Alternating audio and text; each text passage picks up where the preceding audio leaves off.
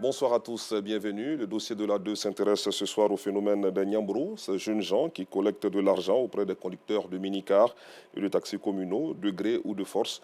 Après chaque chargement, on les retrouve à tous les carrefours où stationnent ces véhicules de transport en commun pour le ramassage des usagers. Leurs activités est devenue une mafia qui porte préjudice aux transporteurs.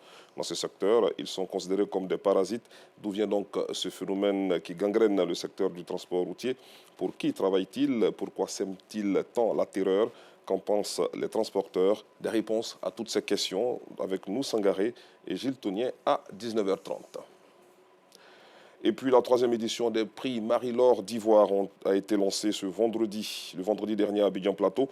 Cette distinction a pour but de récompenser les efforts des Ivoiriens de la diaspora, une manière de les inciter à un retour au pays natal afin de participer à son développement. Reportage Justin Kwasi, Anissette Konan-Blessing.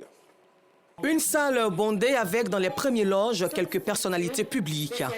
Tous prennent part au lancement de la 3e édition des prix Marie-Laure d'Ivoire, MLDI. À l'initiative Marie-Laure Ngouran, journaliste présentatrice devenue promotrice de cet événement. Le véritable enjeu, c'est le retour des Ivoiriens dans leur pays d'origine. Nous voulons vraiment que nos frères qui sont allés de l'autre côté puissent se souvenir qu'il y a leur pays qui a besoin d'eux pour son essor, pour son développement. Cette année, on met l'accent sur la lutte contre l'immigration clandestine parce que nous voulons donner une belle image de notre pays. Cette initiative cadre avec la politique de promotion de la destination Côte d'Ivoire, selon Malika Mourad Kondé, directrice générale de Côte d'Ivoire Tourisme. Pour Côte d'Ivoire Tourisme, la diaspora est un levier pour le développement du tourisme durable, responsable et équitable. Ensemble, construisons notre destination touristique avec la diaspora. Avec cette diaspora comme des citoyens à part entière et non des citoyens entièrement à part. Ensemble, continuons à bâtir une Côte d'Ivoire forte, prospère et accueillante. Baba Koulibaly, représentant du Premier ministre Robert Begré-Mambé, réitère l'appui et le soutien du gouvernement ivoirien pour la réalisation de ce projet. Il lance donc un appel aux Ivoiriens de la diaspora. Le gouvernement s'est depuis longtemps engagé à créer un environnement propice et favorable pour accueillir vos initiatives et vos projets.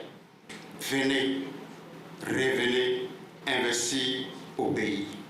La Côte d'Ivoire vous attend avec les bras ouverts. Votre savoir-faire, vos compétences et vos investissements sont essentiels pour le développement durable et l'essor de notre nation.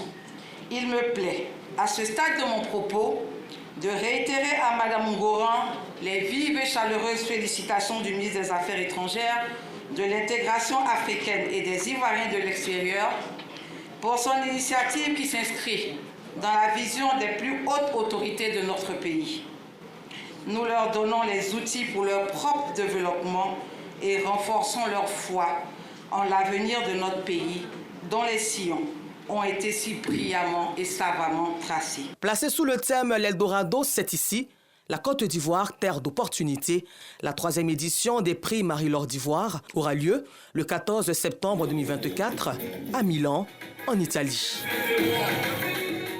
Parlons culture à présent. La commune de Cocody a abrité ce dimanche la cérémonie de collecte de fonds pour la promotion de la culture baoulée et la cohésion sociale.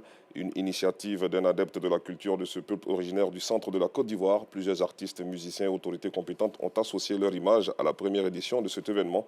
Le compte-rendu de Justin Kwasi et Anissette Konan-Blessing tout à l'heure dans la grande édition.